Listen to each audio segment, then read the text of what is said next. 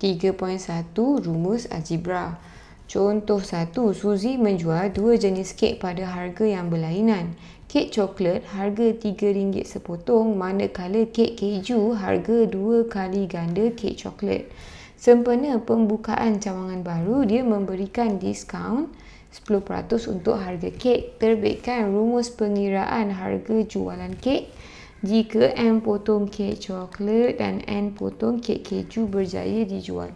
Bila kata pasal rumus algebra ni, maksudnya kita wakilkan pemboleh ubah tu dengan huruf. Kita guna huruf untuk wakilkan dia.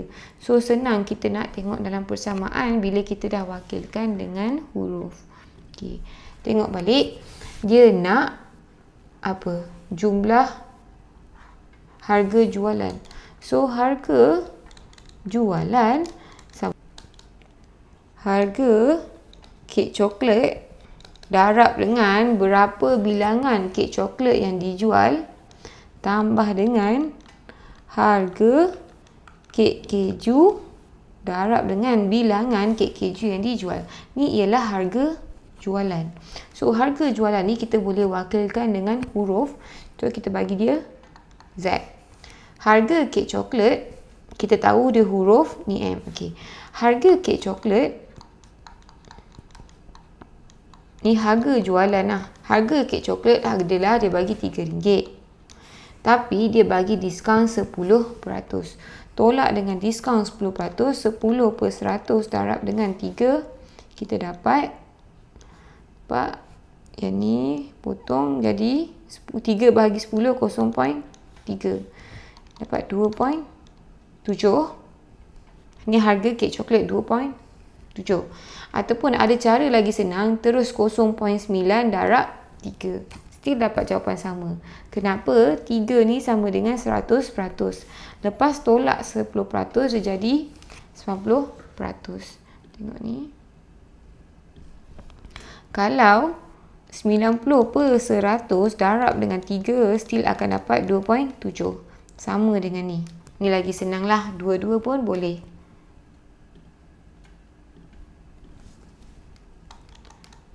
Harga kek keju sama dengan harga jualan kek keju. Kek keju ni 2 kali ganda harga kek coklat. 3 darab 2. Tolak dengan diskaun yang didapat 10% daripada RM6. Potong-potong 6 bahagi 10, 0.6. 6 tolak 0.6 dapat 5.4. So, harga jualan ni kita nak wakilkan dengan Z sama dengan harga kek coklat.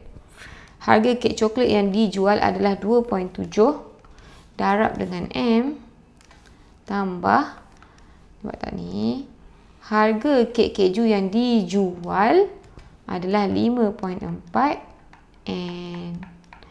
So, 2.7 M tambah 5.4 N. Kiranya soalan ni ada few cara lah untuk kita settlekan. Nampak macam ni boleh. Nampak tak yang saya buat ni boleh. Nak kira satu-satu macam ni pun boleh. Mana-manalah. Asalkan jawapan akhir sama.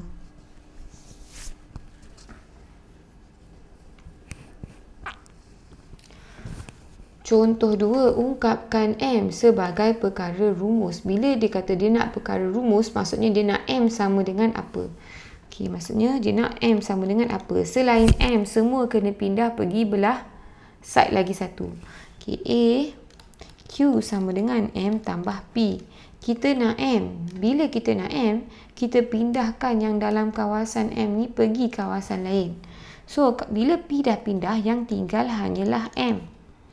Sekarang P masuk kawasan Q. Dekat kawasan Q ni ada Q. Bila P pindah masuk, dia akan tukar simbol. Positif P jadi negatif P. Okey, B. B sama dengan 2S tolak M. Sekali lagi, benda yang kita nak ialah M. Tapi dia negatif M. Dia negatif M. Kalau kita tahu, bila kita tukar tempat, dia akan jadi pindah kawasan, dia akan jadi positif. Negatif M, bila pindah sini, dia akan jadi positif M. Tapi dalam kawasan ni, kita nak M je. B ni pula yang kena pindah masuk kawasan sebelah.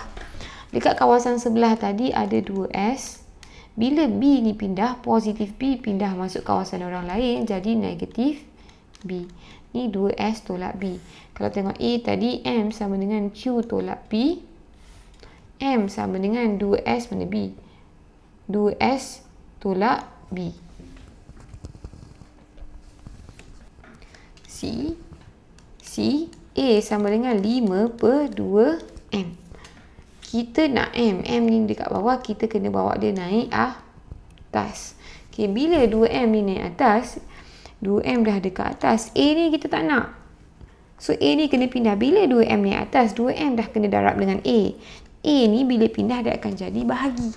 Dia macam tu cara kita tukar simbol bila kita pindah. So, kita ada 5 kat sini. A ni masuk kawasan 5, A akan jadi bahagi dekat bawah. Sekarang kita ada 2M. Benda kita nak M, kita tak nak 2M. Bila kita nak M, 2 ni kena bawa pergi belakang. Sebab yang ni 2 darab M, bila dia pindah, dia akan jadi bahagi 2. Bahagi 2 sama dengan darab 1 per 2. 1 per 2, 5A. 1 darab 5, 5. 2 darab A, 2A. Okay, 5A, 5 per A sama juga dengan 5 per A darab 1 per 2 sama juga 1 per 2 darab 5A. Still akan dapat jawapan sama. Okay. T sama dengan M tolak N per negatif 3. Kita nak M per N tapi dia ada bawah ni pula. Kita pindah dulu. Negatif 3 per negatif 3 maksudnya bahagi negatif 3. Bila pindah kawasan dia akan jadi darab. T akan darab dengan negatif 3, jadi negatif 3T sama dengan M tolak N. Kita nak M. Bila kita nak M, selain M ni, kena hantar lagi kawasan lain. So, bila negatif N ni pindah sini, kawasan ni tinggal M je. Okay. Kawasan ni tinggal M je. N, negatif N ni dah masuk kawasan negatif 3T. So, sini negatif 3T. Negatif N, bila pindah, dia akan jadi positif N. So, nak tulis negatif 3T tambah N boleh. N tolak 3T pun boleh. Macam ni dia buat N tolak 3T. Jadi, macam biasa, soalan ni nak pusing-pusing, dia ada banyak cara. Kalau tengok dalam buku teks ni, dia darab negatif 3, darab negatif 3 pun boleh. Mana-mana yang korang rasa senang. Okay?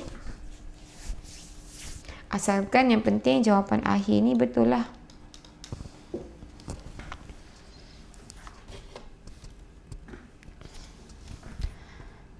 Contoh 3, ungkapkan P sebagai perkara rumus. Maksudnya dia nak P. P sama dengan apa?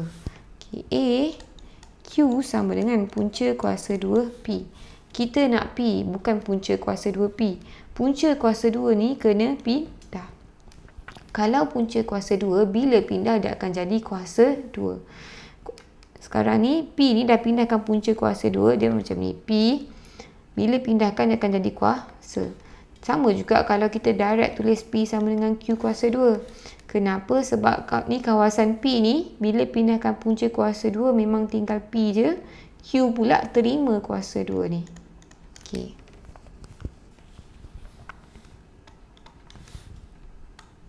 B. Ataupun kita kuasakan dua-dua ni. Sebab nak hapuskan punca kuasa 2, kita kuasakan dua-dua tempat. That's why sama juga. Nak buat macam ni pun boleh. Bila kita pindah, punca kuasa akan jadi kuasa lah. Okay. B, S sama dengan P kuasa 2. Tapi kuasa 2 bila pindah dia akan jadi punca kuasa 2. Kuasa 2 ni bila pindah tinggal P je. Kuasa 2 akan jadi punca kuasa 2 kepada semua yang dekat sebelah dia ni. Punca kuasa 2 S. CW sama dengan punca kuasa 2 per 3. Sekarang kita tak nak punca kuasa 2 ni. Punca kuasa 2 ni kita pindahkan dia. Dia akan jadi kuasa 2 semua kat sini. So dia akan jadi W kuasa 2 sama dengan P per 3. Sekarang ni kita nak P je. Yang dekat bawah ni kita pindah pergi sebelah kiri. Disebabkan ni bahagi, bila pindah dia akan jadi darab. So 3W kuasa 2 sama dengan P. P sama dengan 3W kuasa 2.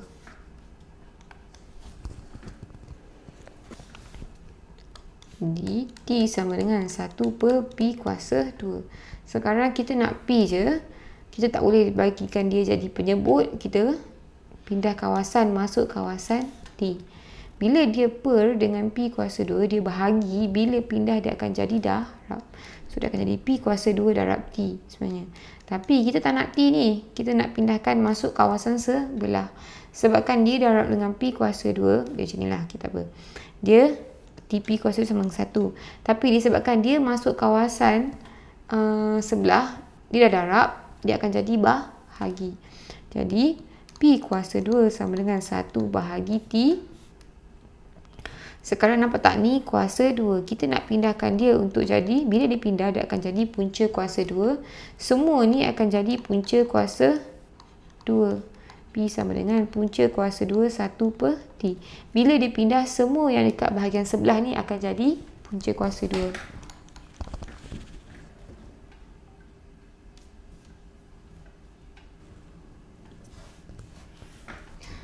Contoh 4, diberi W sama dengan 7T tolak 5U, hitung nilai berikut apabila, okey.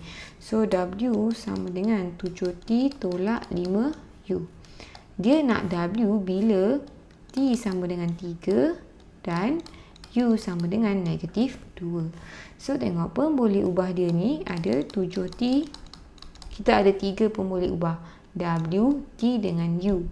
Kalau kita ganti nilai T, ganti nilai U, automatik lah boleh dapat W. Kita tengok. 7, T sama dengan 3, tolak 5, U sama dengan negatif 2. 7 darab 3, 21. Negatif dengan negatif jadi positif. Negatif 5 darab negatif 2 dapat 10 kan. Negatif positif. Dapat 3, 1. So, W sama dengan 3, 1.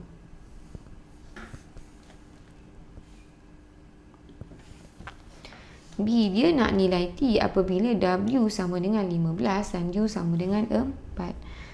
W sama dengan 7T tolak 5U. Dia nak T. Bila dia nak T, yang ni kita direct pindah sini, tinggalkan T je kawasan ni. 7T sama dengan W tambah 5U. Kita nak T, 7 ni kena pindah, dia akan jadi bahagi 7.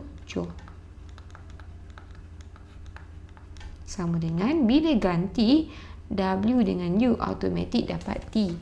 Okay, W sama dengan 15 tambah 5, U sama dengan 4 bahagi 7. 15 tambah 20 dapat 35 bahagi 7 dapat 5. So, T sama dengan 5. Kalau kita nak pusing macam ni, ganti terus dapat boleh. Nak ganti awal-awal pun tak ada masalah. Cuma panjang sikit lah. Okay. Kalau ganti awal-awal tadi, okay, W sama dengan 7T tolak 5U. Kalau terus ganti, sini 15, di sini 4. 15 sama dengan 7. T adalah T lah. Tolak 5U, 5 darab 4. 15 sama dengan 7T tolak 20. 7T, kita nak 7T, yang lain kena pindah. Sama dengan 15 negatif 20, bila pindah jadi positif 20. 7T sama dengan 35. T sama dengan 35 bahagi 7 sama dengan 5. So, sebenarnya macam maths ni kadang-kadang ada few cara lah untuk selesaikan satu soalan. Boleh guna mana-mana soalan, boleh guna mana-mana jalan kira, sebab jawapan dia still sama. Contoh 5, diberi M sama dengan 1/4 P tolak Q kuasa 2. Hitung nilai Q, maksudnya dia nak cari Q sama dengan apa jika diberi M sama dengan 16, P sama dengan 3. Benda yang kita nak adalah Q. Mula-mula kita alihkan benda yang kita boleh alihkan. 1/4 ni boleh pindah pergi sebelah. 4/4 bila pindah dia akan jadi darab 4. M darab 4 jadi 4M sama dengan P tolak Q kuasa 2. Kita kena ingat apa yang kita nak cari. Kita nak Q. Sekarang Q ni ada kuasa 2. Kuasa 2 ni kita kena pindahkan sebelah. Bila pindahkan sebelah, dia akan jadi punca kuasa 2. So 4M ni akan jadi punca kuasa 2 4M. Sama dengan P tolak Q. Dia nak Q betul. Q ni sekarang negatif. Kalau nak positifkan dia, kena pindah kawasan. Negatif P bila pindah kawasan jadi positif P. Okey. Kita tak nak punca kuasa 2 4 ni kita pindahkan pergi belakang. Punca kuasa 2 4 ni dia positif kan. Bila pindah dia akan jadi negatif. Kawasan ni sekarang ni ada P. Bila ni pindah positif punca kuasa 2 4M akan jadi negatif punca kuasa 2 4M. Sekarang kita dah ada Q. Kalau direct ganti P dengan M, direct dapat jawapan. Okay, P sama dengan 3 tolak punca kuasa 2 4M adalah 16. 3 tolak punca kuasa 2 4 darab 16 64 sama dengan 3 tolak punca kuasa 2 64 sama dengan 8. Sebab 8 kuasa 2 sama dengan 64. Okey, 3 tolak 8 sama dengan negatif 5. Contoh 6, harga seketul ayam goreng di kantin sekolah 2 kali ganda harga sebungkus roti. Dengan wang sebanyak RM5, Azman membeli 2 bungkus roti dan seketul ayam. Baki perbelanjaan tersebut ialah RM1 dan disimpan. Jika Azman membawa RM12, berapa ketulkah ayam goreng yang dapat dibeli dengan jumlah bilangan roti yang sama? Okey, sekarang kita bagi dia huruf sebab takkan nak tulis ayam goreng dengan roti kan? Ayam goreng kita bagi harga ayam goreng kita bagi X, harga roti kita bagi Y. Dia kata ayam goreng 2 kali ganda harga roti. So X ni sama dengan 2 kali ganda Y. Lepas tu dia cakap dia beli 2 bungkus roti. Roti ni adalah Y. Dia beli 2 bungkus roti dan seketul ayam dengan harga dia RM5. Lepas tu dapat baki RM1. So kita tahu 2Y tambah X sama dengan 4. So ni yang pernyataan pertama, ni pernyataan kedua. Kita tahu X sama dengan 2Y. Kita boleh ganti dekat sini. 2Y tambah 2Y sama dengan 4. 4Y sama dengan 4. Y sama dengan 4 bahagi 4 sama dengan 1. Y ni harga roti. So, harga roti sama dengan 1. Harga ayam sama dengan 2Y. 2 darab 1 sama dengan RM RM2. Ni RM RM1.